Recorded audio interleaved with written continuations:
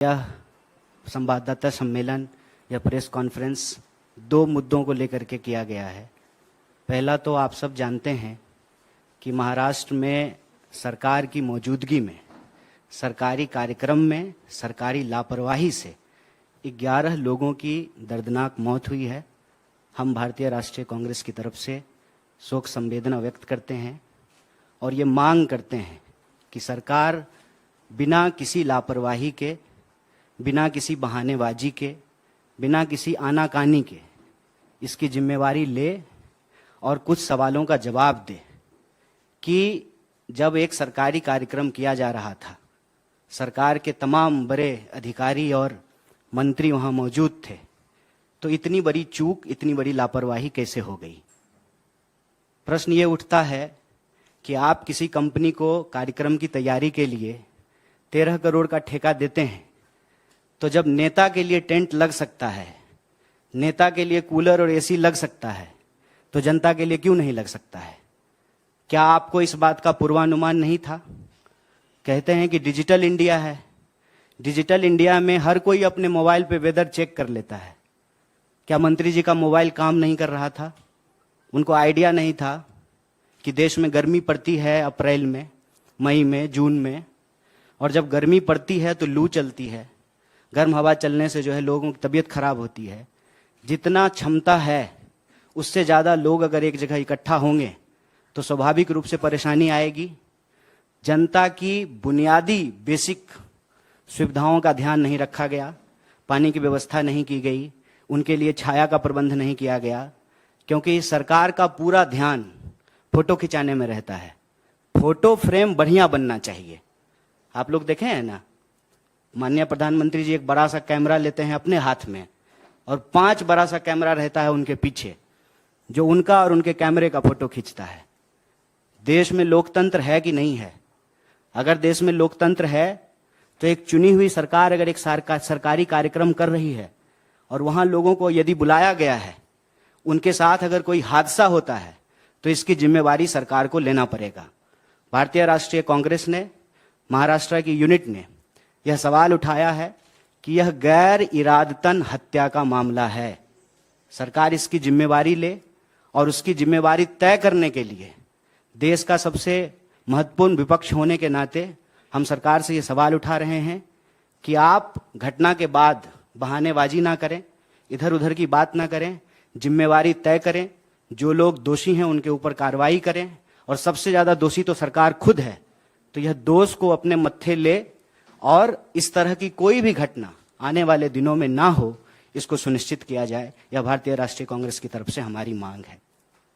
दूसरा जो महत्वपूर्ण विषय है, जिसके बारे में आप सब लोगों को सूचित भी किया गया होगा, कि कल आदरणीय राहुल जी ने कर्नाटका की एक सभा में यह मांग उठाई है कि सरकार अगर सचमुच ओबीसी से प्रेम करती है, क्योंकि आप सब जानते हैं पिछले दिनों आप लोगों ने देखा कि विपक्ष मांग रहा था जेपीसी, सारे विपक्षी दलों ने कहा जेपीसी जेपीसी जेपीसी, अचानक से बीजेपी कहना शुरू कर दी ओबीसी ओबीसी ओबीसी।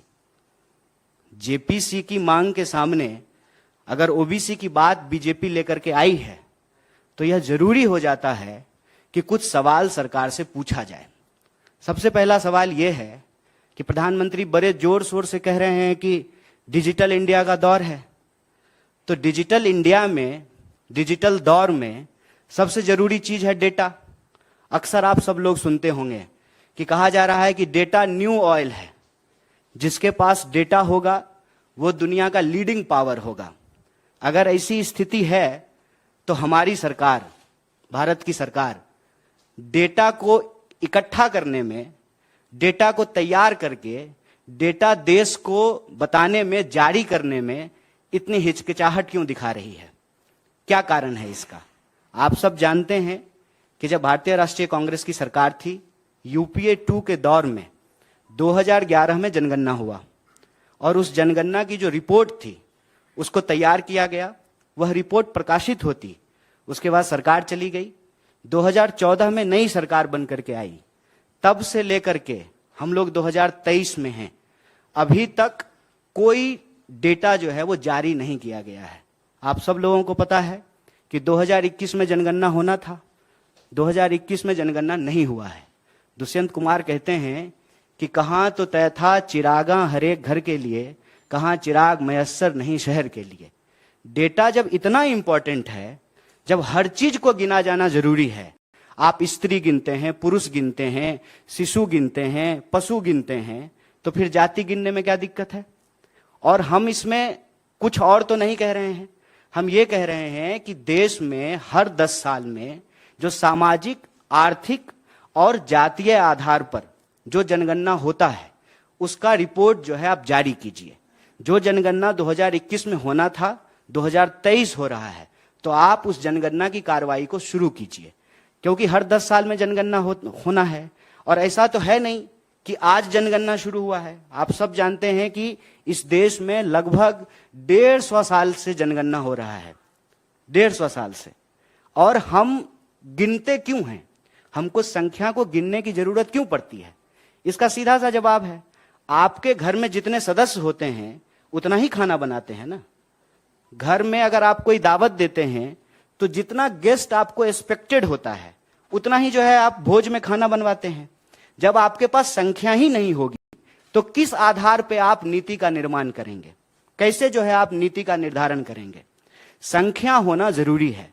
और संख्या के मामले में आप सब लोगों को पता है, ना सरकार इस बात को बताने में इंटरेस्टेड है कि अदानी जी की सेल कंपनी में 20,000 करोड़ रुपया कहां से आया, ना सरकार इस बात को बताने में इंटरेस्टेड है कि इस देश की वास्तविक संख्या क्या है। आप अगर प्रधानमंत्री जी की रैली को भी ध्यान से सुनेंगे तो कुछ दिन पहले कह रहे थे 135 करोड़ 135 करोड़, आजकल कहते हैं 140 करोड़। तो 135 करोड़ से 140 करोड़ हम कैसे हो गए हैं? क्या सचमुच 140 करोड़ हुए हैं कि 139 करोड़ ही हो रहे हैं? ये आंकड़ा तो सरकार को इकट्ठा करना चाहिए, सरकार को ये आंकड़ा जारी करना चाहिए। और जब गिन ही रहे हैं, पेड़ गिन लेते हैं, पशु गिन लेते हैं, शिशु गिन लेते हैं, तो जाति भी गिन लीजिए। आज देश को आखिर पता तो चले कि किस वर्ग के लोगों की वास्तविक हालत क्या है। यह भी तो हो सकता है ना। सरकार ने ही किया है कि इस देश में 10% EWS के आधार पर रिजर्वेशन दिया है, और कांग्रेस पार्टी ने, भारतीय राष्ट्रीय कांग्रेस ने उसका समर्थन किया कि अगर आपके पास यह आंकड़ा है कि जनरल कैटेगरी के लोग भी गरीब हैं, अगर आप उनको मदद देना चाहते हैं तो मदद दीजिए। सरकार यह भी डेटा इकट्ठा करती है कि गरीबी रेखा से नीचे कितने लोग रह रहे हैं, इसके आधार पे आप BPL कार्ड जारी करते हैं, इसके आधार पे आप उनको खाद्यान्न सुरक्षा देते हैं, इसके आधार पे आप प्रधानमंत्री आवास योजना के तहत उनको घर बना करके देते हैं। तो किसी भी सरकार के लिए आंकड़ा का होना जरूरी है। प्रश्न यह है कि आंकड़ा क्यों छुपाया जा रहा है? और आप सबने देखा कि किस चालाकी से यह काम की जाती है। राहुल जी ने चोर को चोर कहा। अब बताइए, चौ को चौ नहीं कहेंगे तो 100 कहेंगे? चोर को चोर ही तो कहा था। तो इन्होंने कह दिया कि ओबीसी का अपमान कर रहे हैं। प्रधानमंत्री अपनी रैलियों में जाकर के कहते हैं कि मैं ओबीसी से आता हूं। अरे तो आप ओबीसी से आते हैं तो बहुत खुशी की बात है, बहुत अच्छी बात है कि ओबीसी देश का प्रधानमंत्री बना है। यह इस बात को सुनिश्चित करेगा कि अब सरकारी विभाग में कोई भी पोस्ट जो है वो खाली नहीं होगा। जितना विभाग में रिक्तियां हैं, सारी रिक्तियां भर दी जाएगी। लेकिन रिक्तियां भरने से पहले यह जानकारी तो हो कि इस देश में लोगों की वास्तविक हालत क्या है, उनकी सामाजिक स्थिति क्या है, उनकी आर्थिक स्थिति क्या है, उनकी जातीय स्थिति क्या है।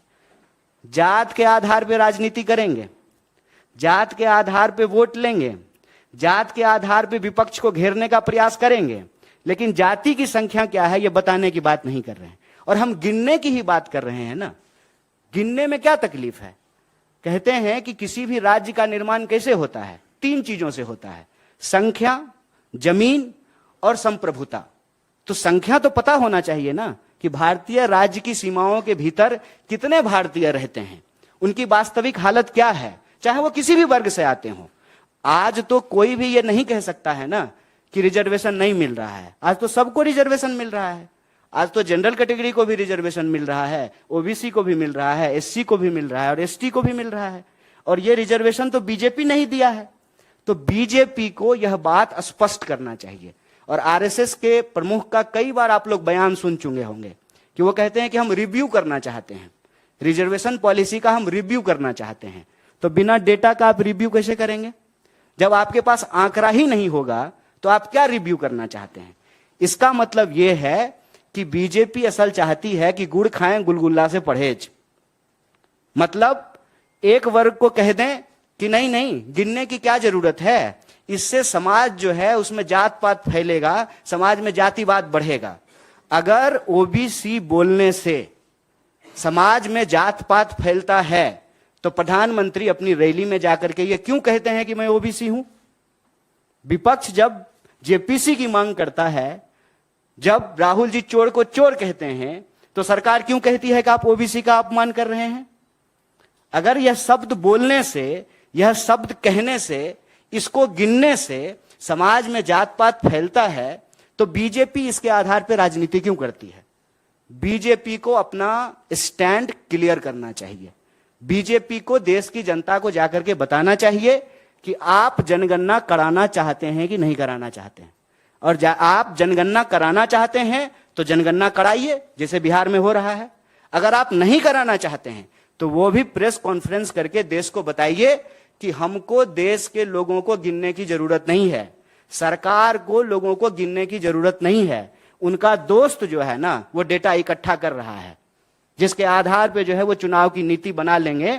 लेकिन सवाल यहां सरकार की नीति निर्धारण का है। कितने लोग किस घर में रहेंगे, उसी के आधार पे आप कमरा बनवाएंगे ना। एक जो है बेडरूम बनवाएंगे, बच्चा हो गया है 2 तो एक जो है चिल्ड्रन रूम बनवाएंगे, गेस्ट आते हैं तो एक गेस्ट रूम बनवाएंगे। किसी भी नीति का निर्माण आप डेटा के आधार पे करेंगे। सरकार डेटा जारी नहीं करना चाहती है, और यह सवाल राहुल जी ने उठाया है, जो आज के लिए बहुत जरूरी सवाल है। और अगर आपको प्रेम है, जो आप दावा करते हैं और अपनी रैलियों में जाकर के बताते हैं, तो देश को बताइए कि देश में जाति के आधार पर लोगों की वास्तविक स्थिति क्या है।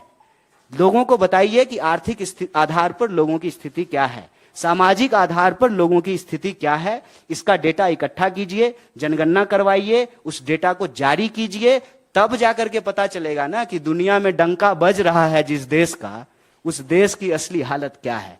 हम भारतीय राष्ट्रीय कांग्रेस की तरफ से यह मांग करते हैं, और हमारे राष्ट्रीय अध्यक्ष माननीय मल्लिकार्जुन खड़गे साहब ने प्रधानमंत्री को चिट्ठी लिखा है। उस चिट्ठी में यह जिक्र किया है कि हम दोनों सदन में इस बात को उठाए हैं कि 2011 में जो जनगणना हुई थी उसकी रिपोर्ट को आप जारी कीजिए। 2021 में जो जनगणना होना था उस जनगणना को अविलंब शुरू कीजिए। और जब एक काम हो रहा है, एक पंथ दुई काज हो जाए, जब गिन ही रहे हैं तो सब आधार पे गिन लीजिए। जब हर आधार पे समाज में लोग रह रहे हैं तो हर आधार पे लोगों को गिन लीजिए। और सरकार के पास डेटा होना जरूरी है।